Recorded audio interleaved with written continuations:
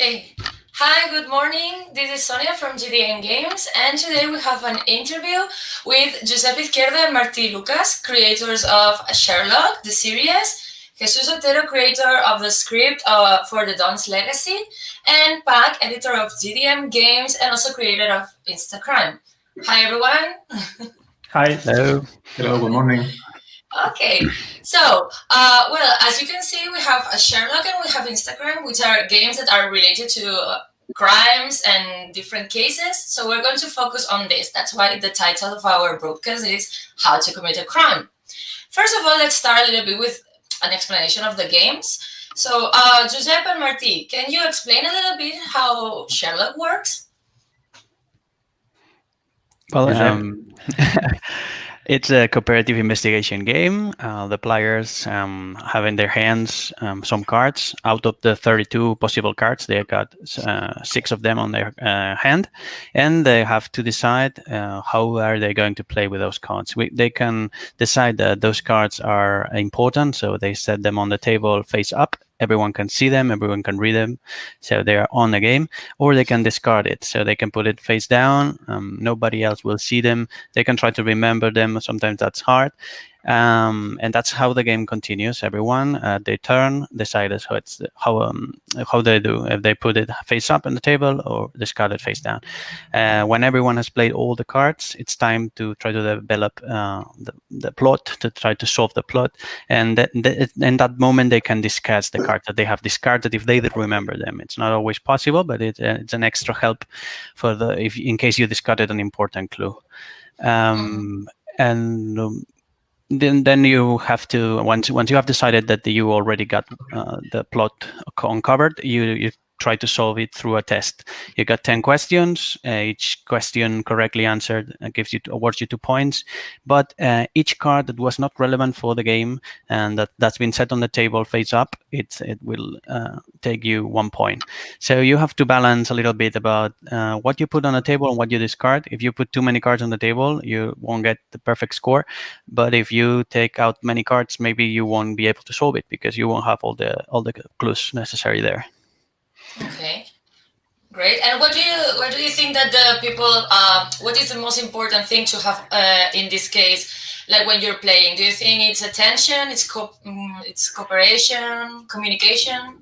Yeah, communication is clearly key because you even though you cannot say much from the cards on your hands, you can still say some words that are underlined. So you have to try to communicate as much as you can without giving the information on the cards, and try to create the plots before all the cards are on the table. That helps you to decide which cards are important and which ones are not. If you think that you've got a lead and you get something you can develop a little bit, that can help your team to decide whether the cards are important or not. Sometimes you say, I got a card here, I think it's pretty important, it's related to anything, I don't know, the dog, and another one will say, no, I don't think so, I got another one about the dog, and it's clearly not relevant, so you can take that away. So that kind of communication is very important throughout the game. And deductive skills, of course, it's an investigation game, so you need to have your deductive skills ready. And well, teamwork as a whole is important there. Okay, great, very good. Martí, anything else about the game that you want to say? Just that the series now, I think there are 14 cases here in Spain. Maybe in your country you are waiting for the last ones, but we hope all the titles will arrive to as much countries as possible. And that's it. Giuseppe explained it very well. Yeah, very good, nice. But what about Instacrime? Hi, Instacrime is a kind of evolution of Sherlock.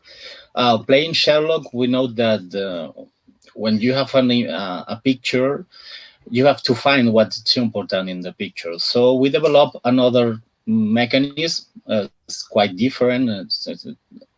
Where you have to describe what you are looking in your photographs. There is nothing on the table. You play it in front of you. Every player have only the photographs he can see, and have to describe what is looking at. It's just 12 photos, 12 scenes of a crime, and at the end you have to make a plot like in Sherlock and try to have success discovering what happened. Okay, so in this case, I think that it's also important, apart from communication, like to focus on details or to be able to describe perfectly what you're seeing on the photograph.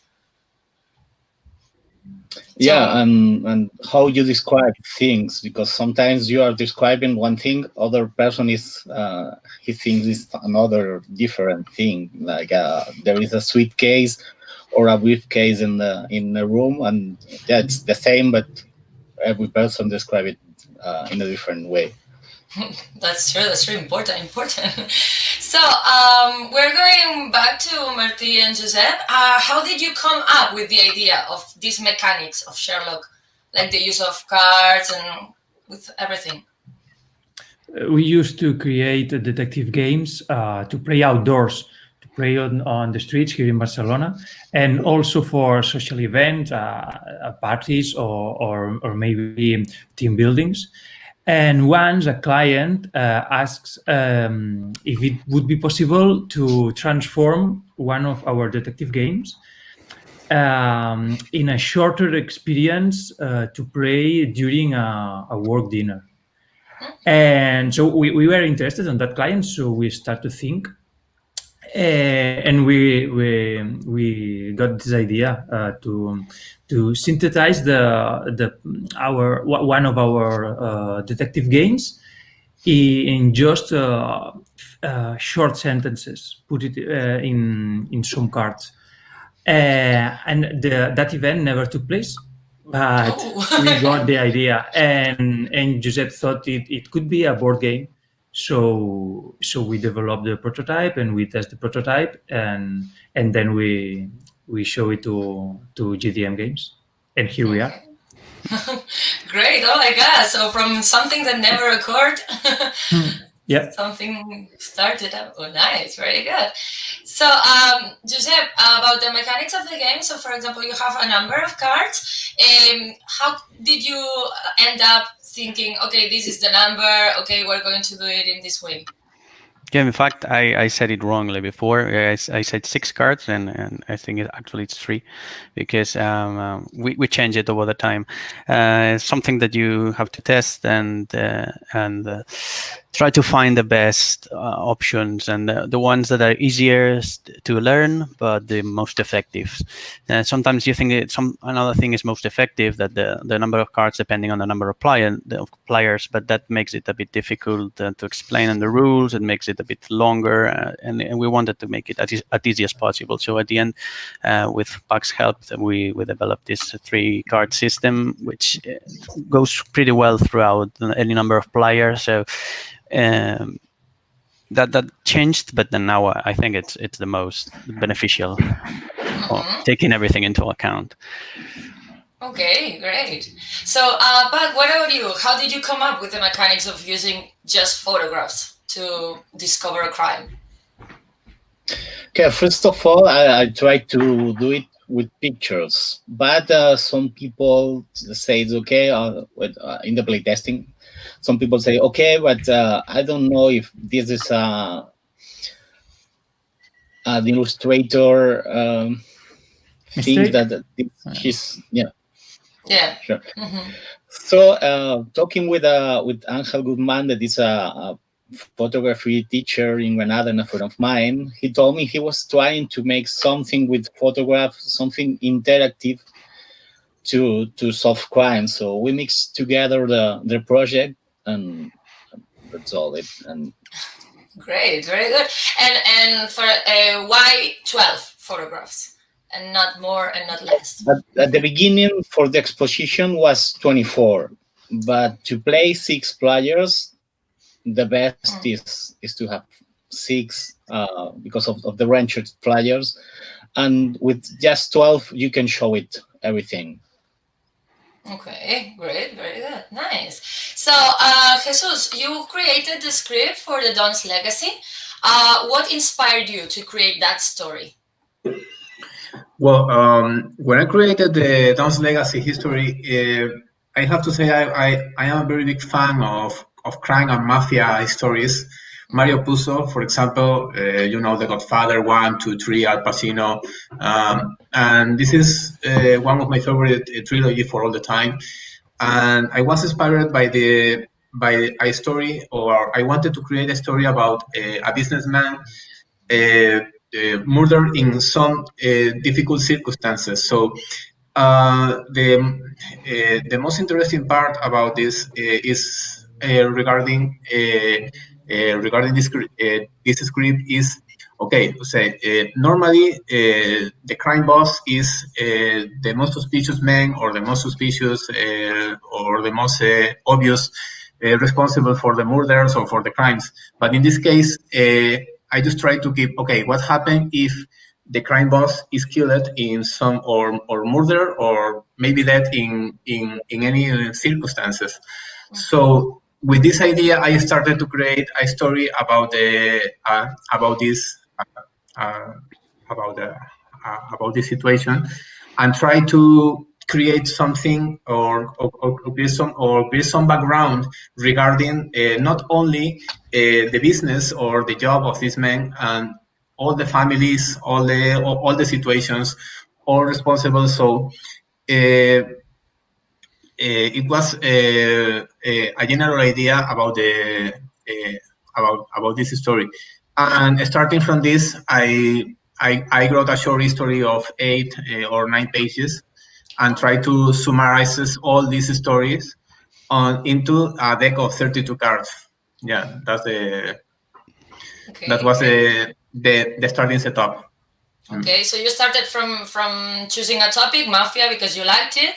Then you decided, okay, the murdered or the killed person is going to be the most suspicious one, and then created story. Nice, very good, very good. Okay, and Martí and Josep, you have a lot of different cases you have created. What inspires you? How do you decide, okay, we're going to do a case based on? I think everything inspires us, or anything. It could be a documentary, it could be a movie, it could be a series, it could be something on the news. It could be maybe one day you go to see a play in a theater, and you think we could think about a murder in a theater, maybe. So I think I like very much an artist coach named Julia Cameron. She has a book that is very famous, and she says that the artist, I don't remember how. Just a moment, because I write the exact word. Okay, she talks about to fill the pond, and she says that the artist should fill the pond, and every time you go to cinema or you go to a theater, or you visit a museum, or you walk on the forest, you are filling the pond.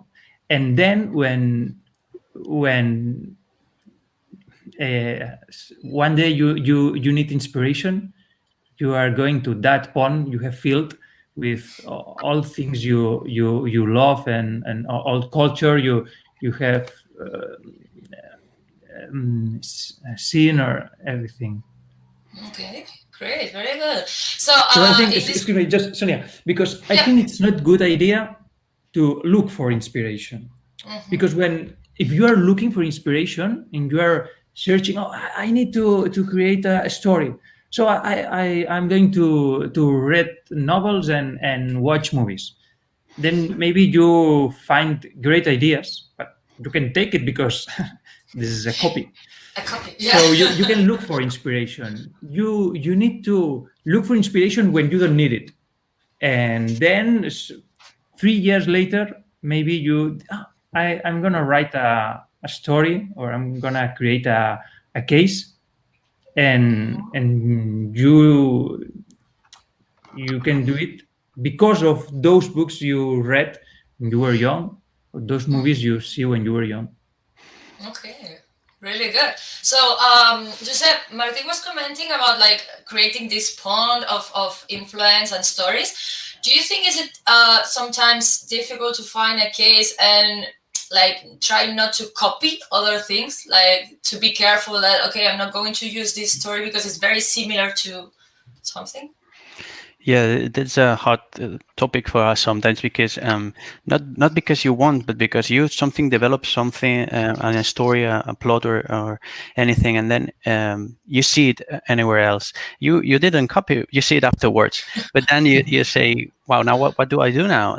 Somebody had the same idea I had. That happened many times throughout history. Mathematics at the other side of the world had the same idea, and this happens, and then you don't want to feel guilty for having the same idea as someone else's. If it was published before yours, that you had a handicap there, and there is a thin line, and you have to walk it, and you just can have ideas about things you saw. You cannot have ideas out of nothing. So at the end, all mankind has been developing over mankind itself. You cannot create ideas out of the thin air. So we are all copying our ancestors. We are all copying mankind. You can make small progresses. Maybe sometimes you mix things that nobody had mixed before, and that's a new thing. That's right. But at the end, you're mixing things that are physically around you or in your imaginary. So it's a really long topic. We could speak about it for a very long time, because it's really interesting how you manage this part of copyright and ideas, and it's pretty interesting. Great. So, Pak, your first Instagram happens at a luxurious hotel. The second one that's going to come up, it's a casino. How? Why casino? Why a hotel? Why these stories? Yeah, the first was a hotel because the photograph exhibition was in this hotel, and we are using real scenarios.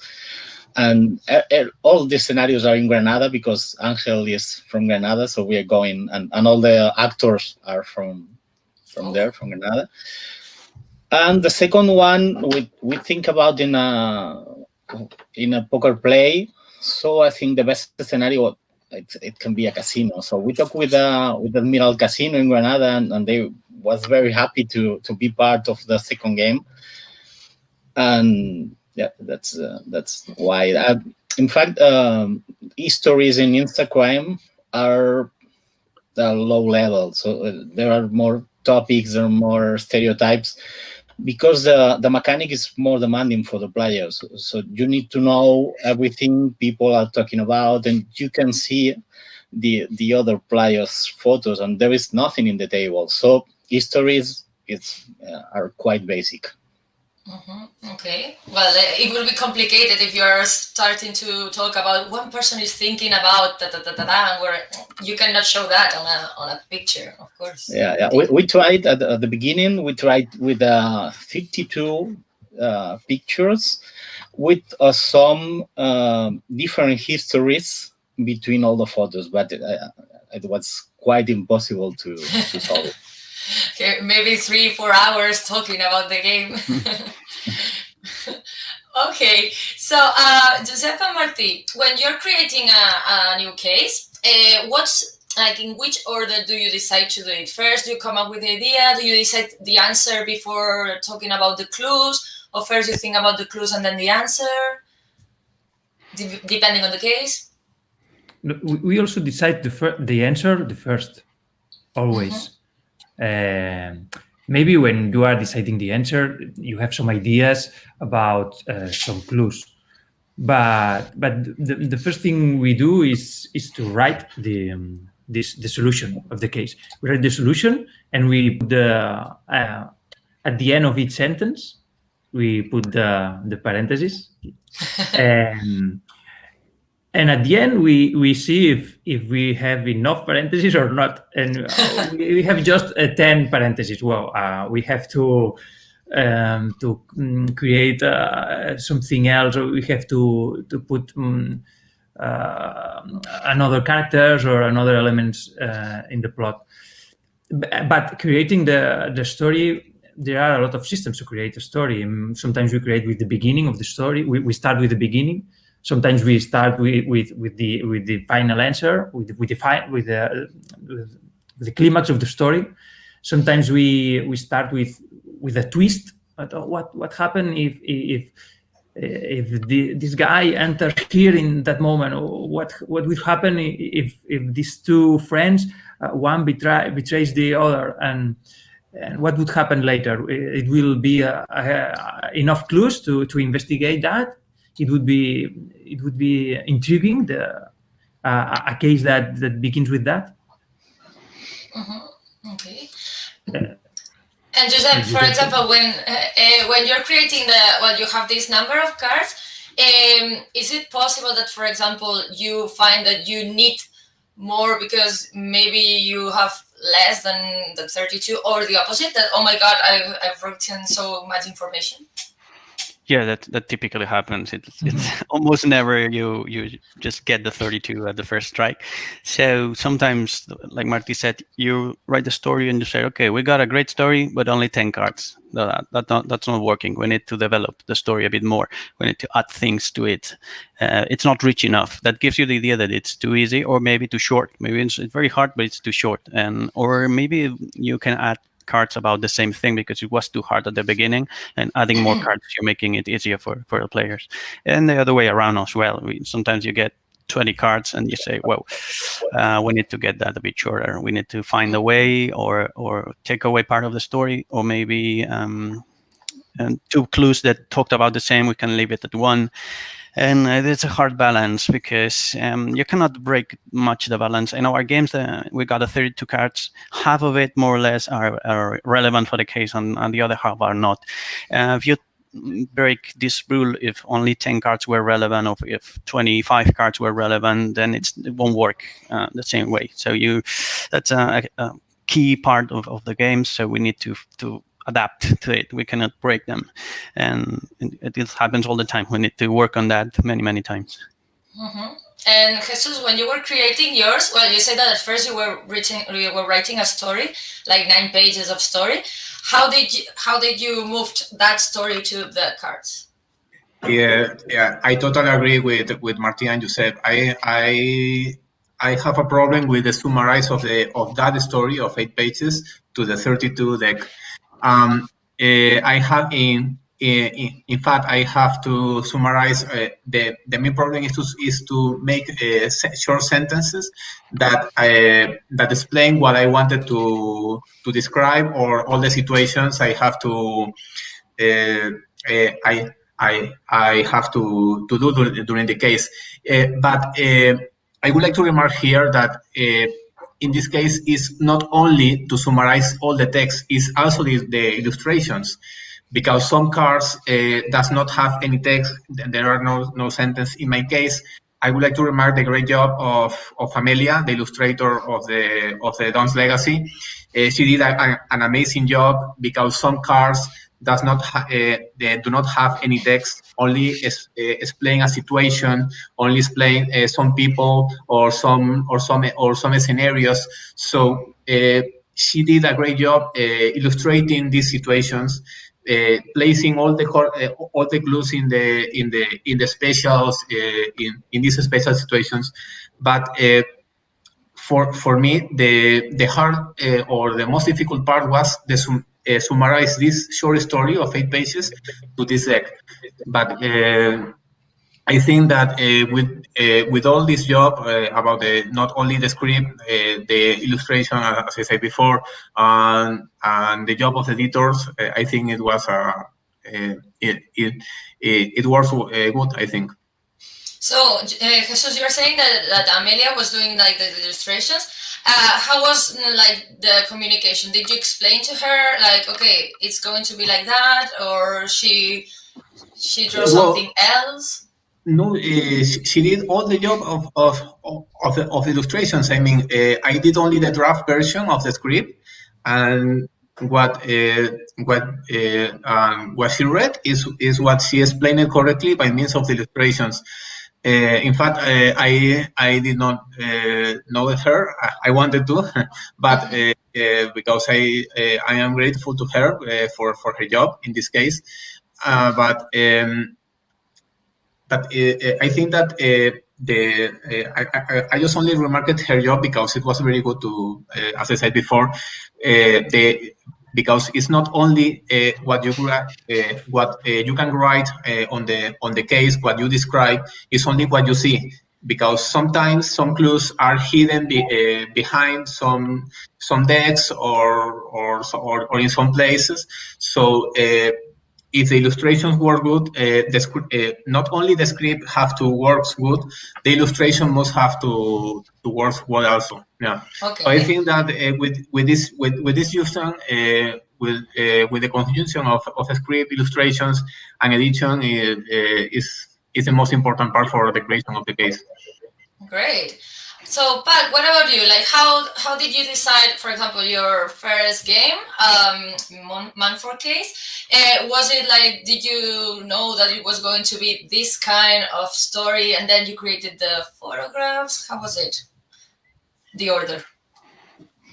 Yeah, the order is, first of all, is to describe the characters that we are going to be in the case.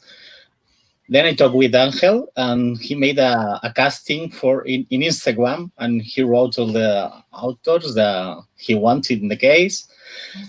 Sometimes we have to change someone because it's not disposable. So after that, we make a script about all the 12 photos, what is necessary to have in the photos.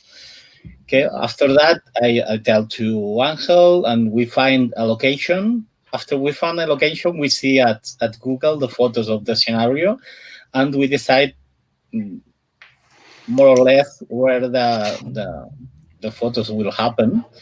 Mm-hmm. Okay, after that, we take all the team, the hairdress, the makeup, all the actors, illumination, and bring it all together to the scenarios, and then we have to change something always, because the scenario is not it's not the same. We see the photos, and some characters wants to appear in more photos. So yeah, we do some stuff at the moment. Okay, so last minute changes. Yeah, and we like to put Easter eggs in. I'm very proud in Casino. There is a lot of Easter eggs. And okay, I can't talk anymore, but there is a lot. Okay, great. So, but at first you decided more or less like the story is going to be like that. So, are the scenes decided previously, or maybe some of them, as you say, you have to change because they don't fit exactly on the story?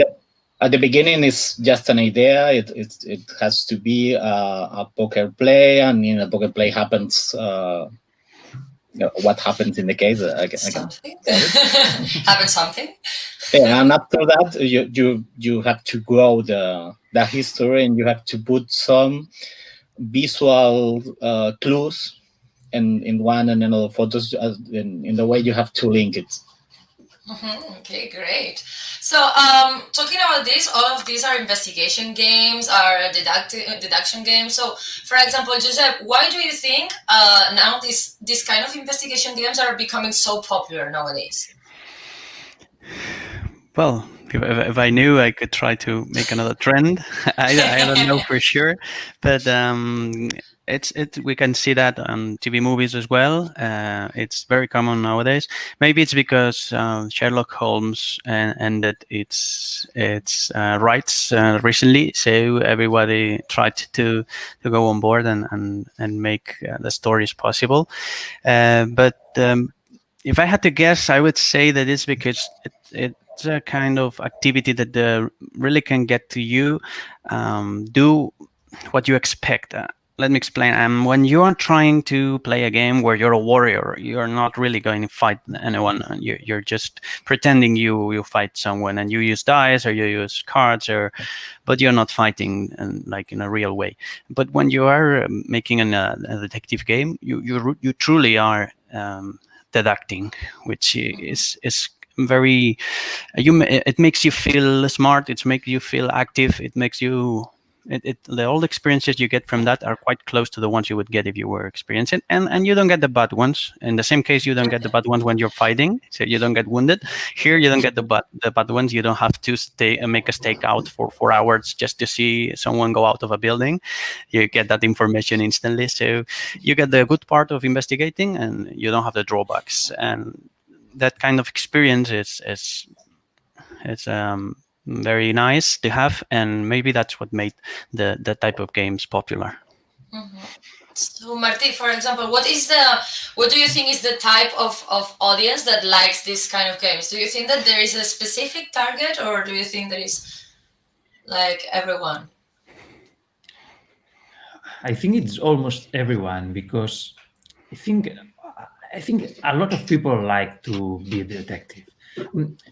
A lot of people like detective movies and thrillers, and a lot of people like when they are seeing the movie in the middle of the movie, I think this character will be the murderer, and so I think it's almost universal. Oh, I'm here, or I am lost. You're here. You are? Oh, okay. I lost the image. Okay. But it's obvious that the investigation game will people who like stories, and people who like to think, and who like to discuss with others, and people who love cooperative games will be our perfect target. But I think a good thing about Sherlock and Instacrime is that there are games. It's not difficult. It's difficult maybe to solve the case, but it's not difficult to play, and it's not difficult to learn how to play. So I think that this is a very good point about these two games. Okay, great. Like the mechanics are not that difficult to understand, and they are fast and easy to play. That's true. Yeah. So, Jesus, do you think that when we're talking about collaborative deduction games, do you think it's good to have teamwork skills when you are playing these kind of games? Totally, absolutely. I think that cooperation is fundamental for solving this kind of games. I mean, I'm speaking as a player, as a gamer, not from the point of view of a gamer. So I think that collaboration, constant communications are very important to not only to solve the case, it's only to have fun during playing the game. No, I mean. Some cases I play some cases with 5-6 people, or only with my wife, for example, and it's only to the main goal here is to have fun, and as you say before, the mechanics are easy to understand, and the most important part is that you feeling that you are really inside the story, you are solving the case, you are understanding what happened there, or maybe you can formulate some theories, or some hilarious conclusions. For example, in some cases, so we did worse, so we can do better or worse. The main goal is to have fun, is to cooperate, or maybe you can when you know the solution, you can discuss later. Okay, we forgot this card, we skipped this other clue. So yes, I think that the experience is the most important part, and I think that because of this kind of game is gaining so popularity in these days. So, Pak, you as a creator but also as an editor, have you seen like that they are increasing the number of detective games, prototypes based on detective? Yeah, it's growing a lot. In fact, last year during the SPL, we can see a lot of bots with some other games about detectives, and some of them on the top of the most interesting in the fair, like a detective from Portal Games, I think. I'm not sure. But I think one of the points very important in Sherlock, and I think it is one of the most important. It's that, as we said, everyone can play it. The rules are quite simple, so everyone can play it. But you are forced to play almost 1 hour, and you have to make a lot of decisions. And everyone in the table have to make a lot of decisions. Maybe in another games, there is someone that took the decisions for everyone, but here we try to everyone have his own cards, and he have to decide if he put it on the table or not. So everyone is 100% participating in the game. Great. So, and do you think we also have the experience, because I've seen it as a gamer too, like when you finish the game, it gives you also 1 more hour of explanation, like, but why did you say that? No, in the end it was not that. So it gives you this extra time of speaking. Yeah, I always say this is the real game. When you have all the clues and you have decided which clues are the relevant or not, then the game starts, and you have to discuss, and someone say it's a totally different theory than you, and you have to put it together. We put it in the rules, and I always said it. This is not real a one-shot game, because after you play, if you give the game to another people and you just see how they play, it's very, very fun. It's something different to play, but it's nearly it's a good experience. It's like a new game again. Yeah. So, Josep and Martí, you were talking about the cases and the originality and this. Are you finding that every time is a little bit more difficult to find new original cases, or do you still have some ideas that come up to your mind? You can always have new ideas, but the topics are finite, and you every time you make a new story, you are crossing it from your list, so you got another one less, and you need to make a new one, and it's difficult because you don't want them to look like the ones you already did. You don't want them to look like other people did. You don't want it to look like the movies you saw, just and it's difficult, and you have to change parts of your stories to create new stories that do not resemble that much. You need to mix. You can apply different methodologies in order to create new stories, but each story that you explain is a story less that you can explain. So it's not at other games which you can do another game. Also, it's obviously the mechanics of a game and another. They could be the same thing here, that you cannot make the same mechanics, but just sometimes changing the topic of a game and using similar mechanics, it works. Here, you need to completely change the topic and not try to use the same schematics you used, not trying to make the player do the same deductions. Something similar might happen with other games like Exit, which they are burning out ideas every time they make a game. So it's a difficult part, but that's where the creativity needs to be, and that's our job. So we need to do it the best we can. Martí, any new ideas on your mind? Yeah, of course. And you have to realize that when Sherlock came to your home, this Sherlock, maybe we wrote it 2 years ago. so there are a lot of Sherlock ready to be real, and yeah, there are always new ideas. Maybe there are months that we have a lot of work and we have not much time to think about Sherlock, but and maybe in another season you have you can create 4 Sherlocks in 2 months. So this is the creative life. Maybe you spend 2 months without creating anything, and then in one day you have 2 good ideas. Okay, Jesus, are you thinking about creating any other ones? Well, I would like to. I have right now I share this this creation with my other job. So, but I have a couple of ideas in my mind. So I would like to test it and try it. First, I have to write because I only know only use a method. I have to have clearly the story on my mind first by means of a short history. I don't know, 10 pages. And then try to summarize this into the deck of cards. So I will try to do soon. I hope so. Okay. Great. And what about you, Pak? Any more ideas for Instacrime?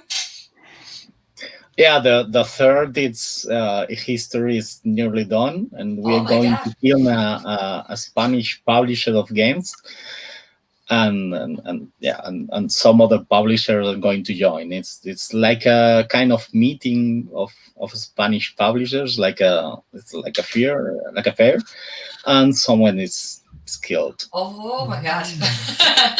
Let's see who is. Well, let's see. So we're going back to Martí and Josep. When you created you have released now 14 cases. Your game has been translated into more than 20 languages. Did you think that this was going to happen when you were creating the game? Did you have an idea that it could become that much popular? At first, I even realized that it would be a board game. We created the idea, and for that event, and the event never took place, and I forget the idea. But Josep said it could be a board game, and I said, "Yeah, you're sure?" I didn't see it because then the escape room type board games. I think maybe they were just starting. So for me, in that moment, in 2016, I think, for me it was very very strange to think about a board game that you play just once. But then they can exit and unlock, and I thought, well, maybe we could do this idea to as a board game, and we did the prototype for DAO Barcelona in 2016, and we tested, but in that moment I don't realize that could be a success in a lot of countries. Mm-hmm. Then, Pak, where about you when you were publishing this board game? Did you think that it was going to be that successful?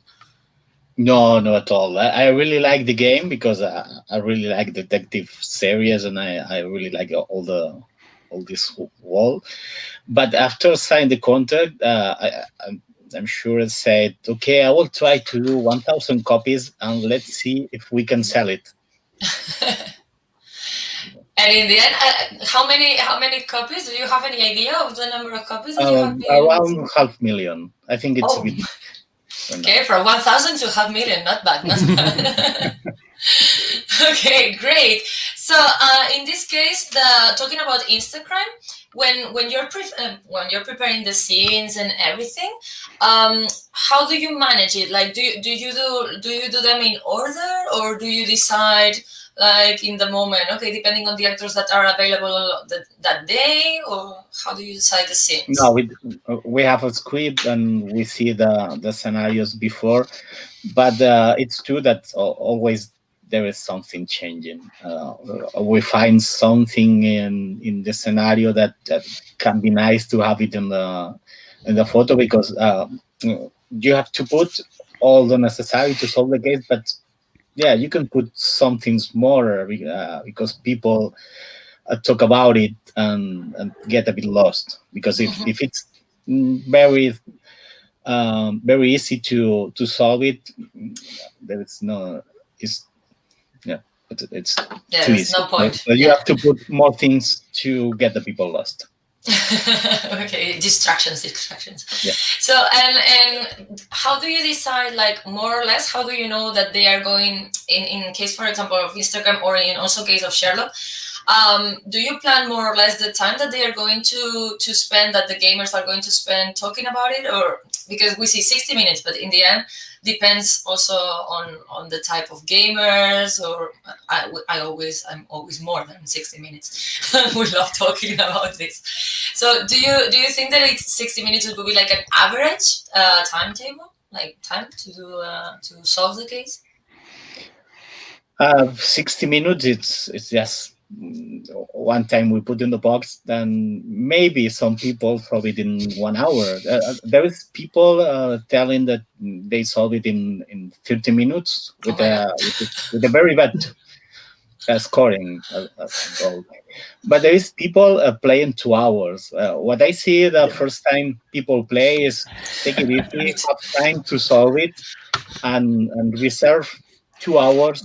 Maybe you did it before, but have your time.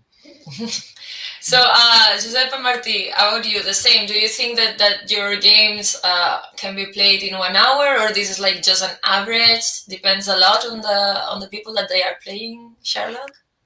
It's depending on the style of gameplay, and we don't want to dictate that. So it's just a number, so people can have an intuition on how is it going to last. But there are people that like spending 2-3 hours arguing and debating what could have happened, and other people just want to go for it and then try to solve it as fast as possible. I made a testing with some Germans.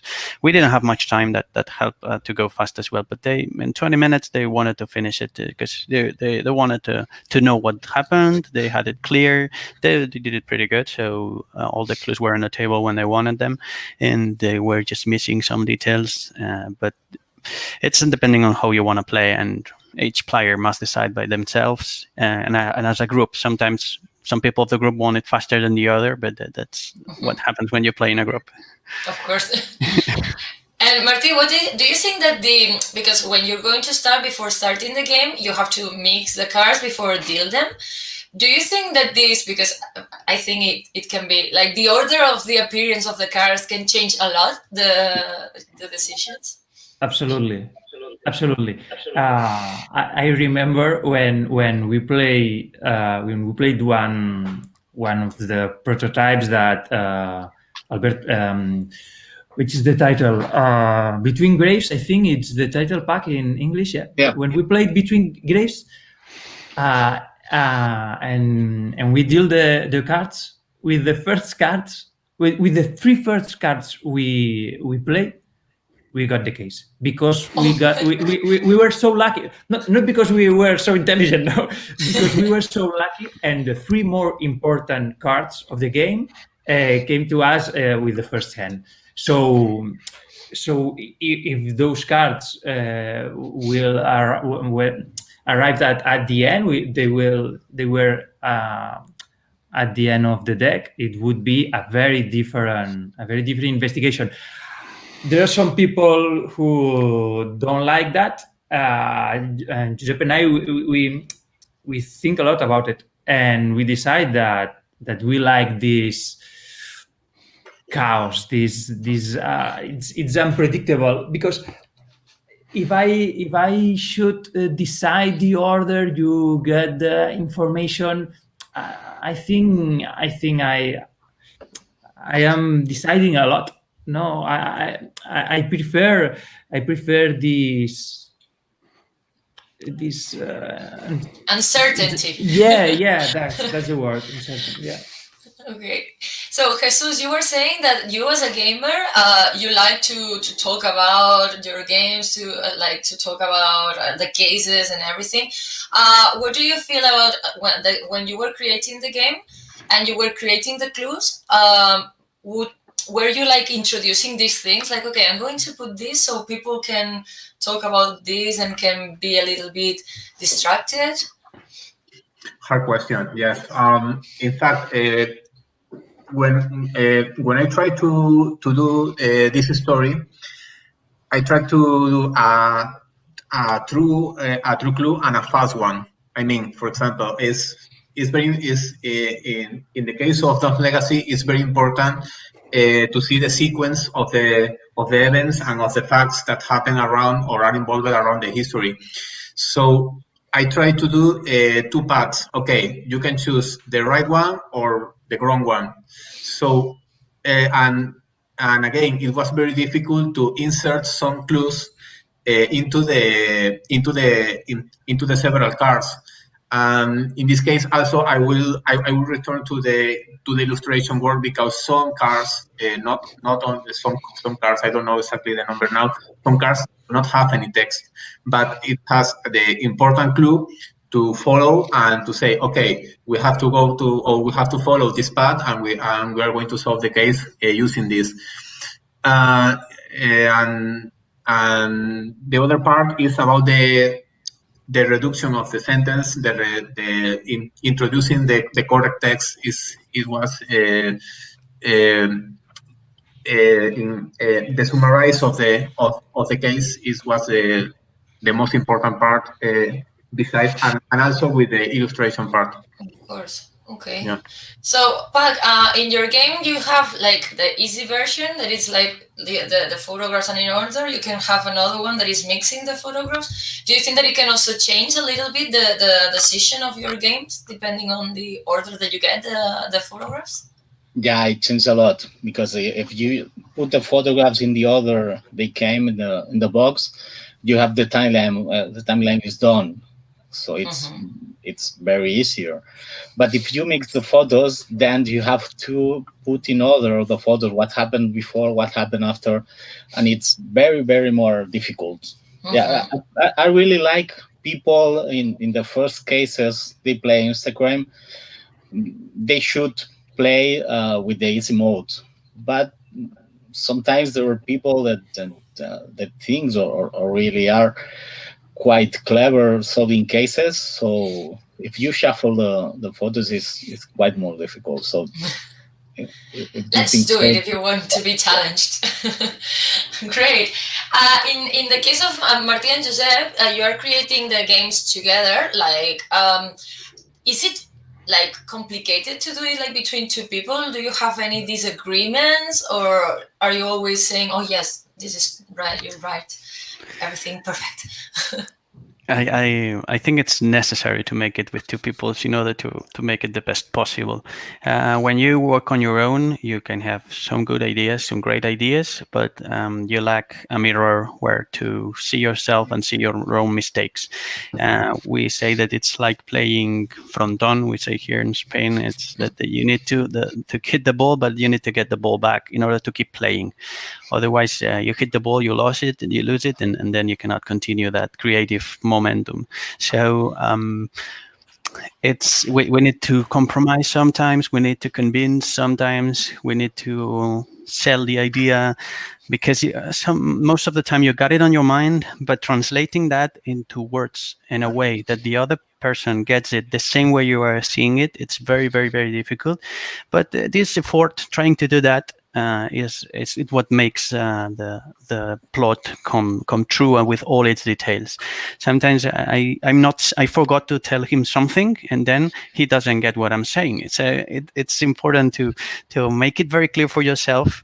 Telling it to someone else helps that a lot, and then discussing again and again, having arguments and solving the small problems that appears, or even discarding a story if it's not good enough. Maybe you thought you had a good one, but it's not good enough, and someone has to tell you. It's the hard part of a partner, but someone needs to tell you it's not going to work because of this, and that.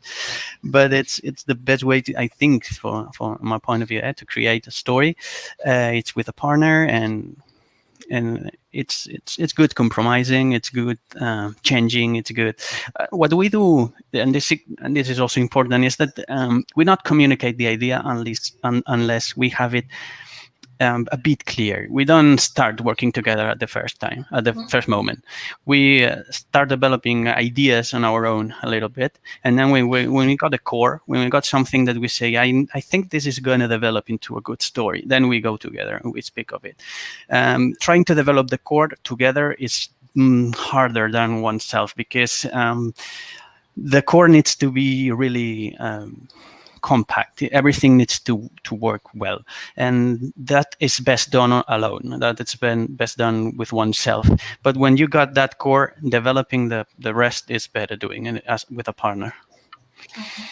So Martí, how long have you been working together with Josep? Since we were 15 or 16. Oh my God! We met in summer camps when we were child. Then we became I don't know the word in English. We were the organizer of the summer camp. We create games for summer camps. And then we met and we realized that we enjoyed the same kind of games, that we enjoy create games more than playing games sometimes. And then in 2013 we create this project to create games outdoors and games for team buildings, etc. And then in 2018 we start with Sherlock. So do you think it's something important that you have met like for that many years, so then it's easier to work? Yeah, I think it's very important. I like to create stories with a partner, but for me it would be very difficult to create a Sherlock by myself. I think it would be difficult. But it's also very important to find the right partner.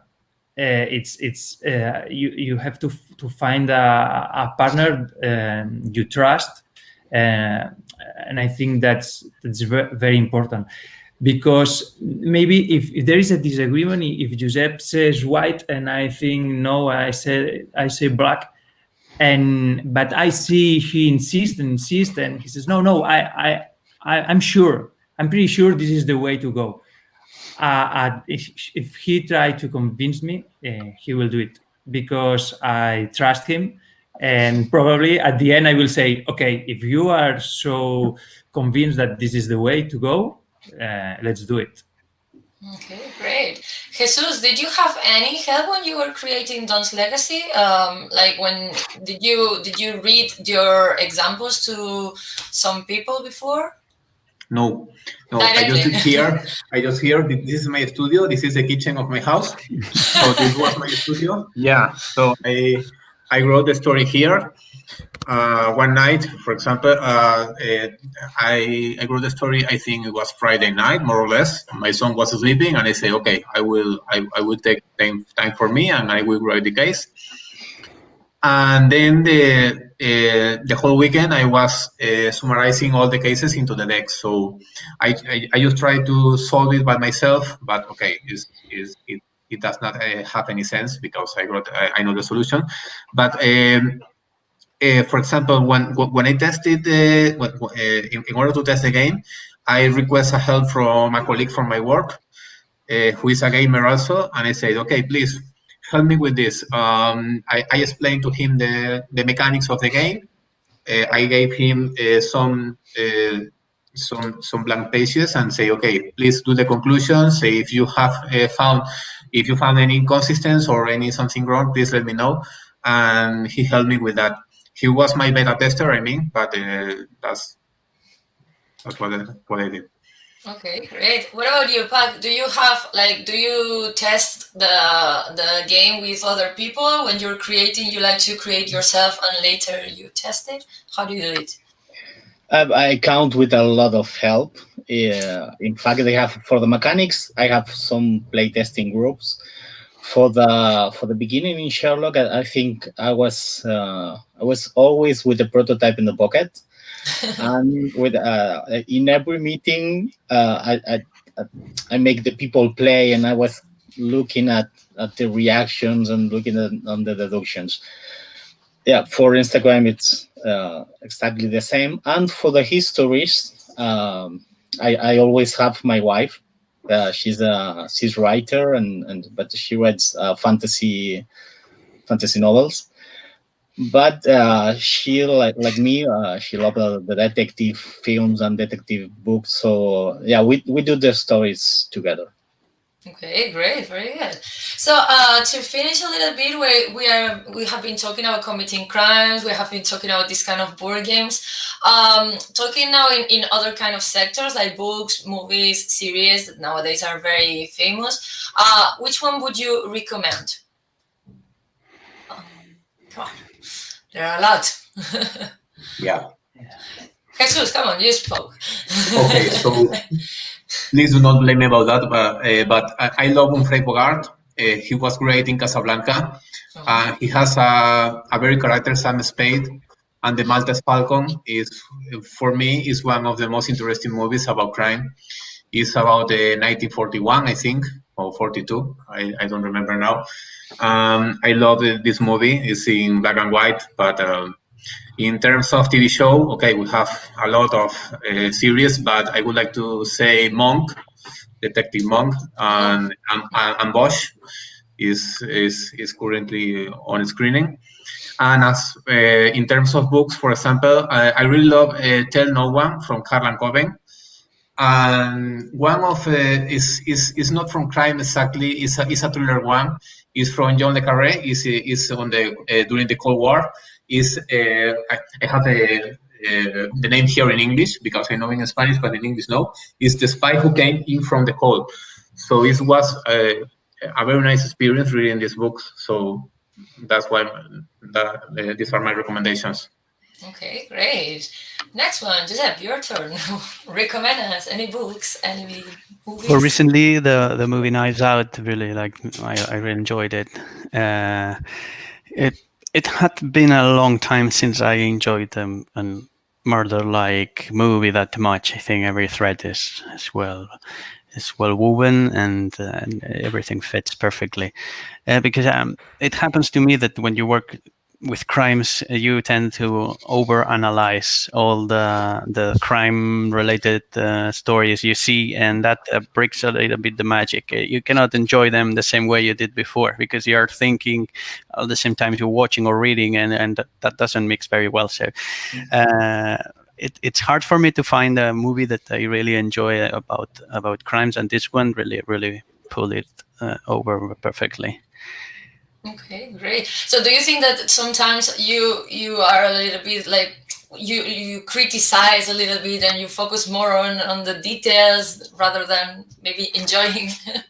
Sure, and that happens with board games as well. I used to enjoy every board game, but since I started thinking about creating board games, you take another look. It changes you, and it's bad for me because I don't enjoy the same way I used to enjoy. I overthink, I analyze, I cannot take myself out of that place, and sometimes you want to just disconnect and watch it and enjoy it, and don't think if they did it perfectly or if they made some mistake or if they could have done it differently.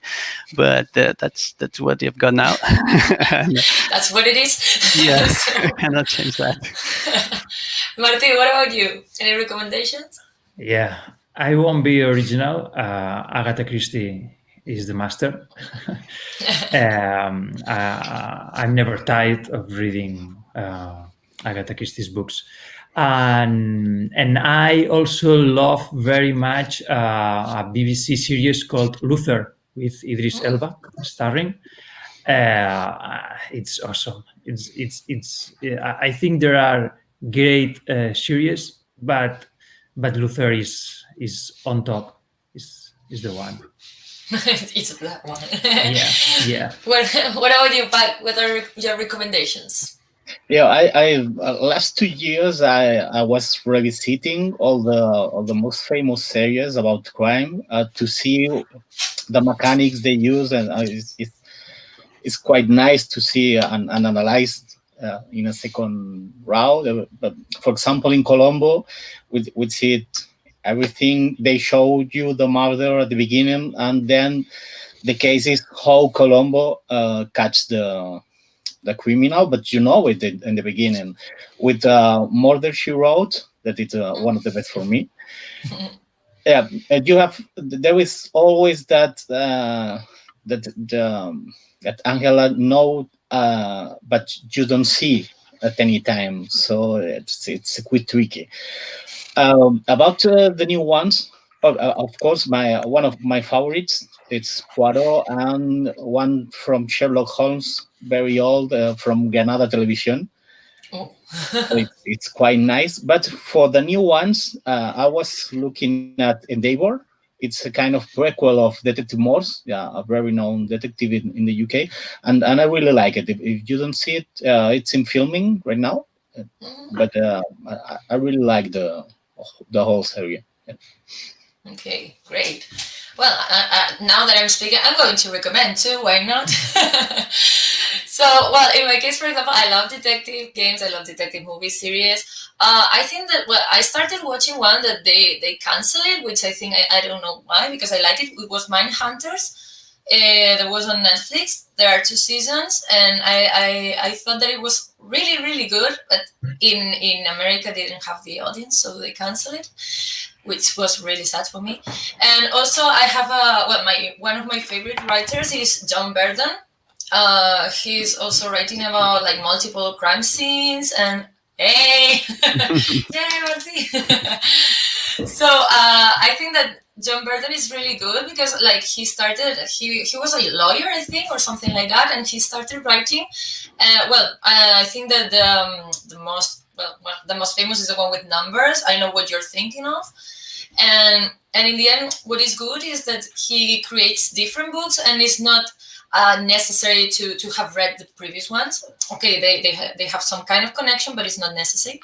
So maybe that I think this kind of multiple crimes can also be an idea for new Sherlocks or new Instacrime things, because it's something that is quite curious, like to see how the murder follows this path, why the victims are like that, and why not another way, for example. So we have lots of recommendations now. Just one moment to say the last one thing, Josep, Martí, something that you can talk about, say to the audience about Sherlock, about whatever that you prefer. Come on, it's your moment. Just that we will try to stay there and make as many as possible and as good as possible. We'll do our best, and let's hope everyone enjoys. It's not always possible, but that's our wish. Okay, great. Martí, your glory minute. Yeah. Come on. Don't care about the points. Enjoy the plot. Enjoy the story. Don't care about the points, and don't care about how much time you spend playing. Just enjoy. I don't care about if you. Sometimes there are people who says, I've played whatever 13 hostages, and my point were -3. Well, but you enjoyed? Yeah, I enjoyed. Well, I'm happy. Great. That's what matters.